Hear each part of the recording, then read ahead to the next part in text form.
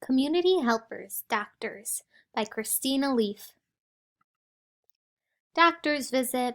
It's time for Emma's visit to the doctor. He checks inside her ears. Then he listens to Emma's heart and lungs. Emma is healthy. What are doctors? Doctors give medical care. They know how to treat illness and injuries. People visit doctors in offices and clinics. They can see doctors in hospitals at any time.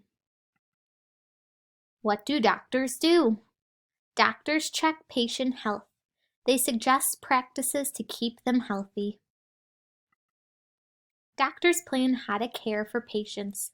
They order medicine for them. Some doctors have special jobs. They operate on people or deliver babies. What makes a good doctor?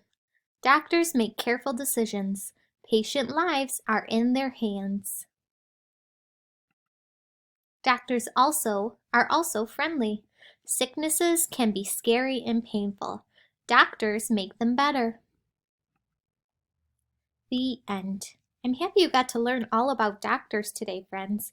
In our story, we learned about clinics, we learned about medicine, hospitals, operate, injuries, and patient. These are all words that doctors have to use and that they talk about in our story today.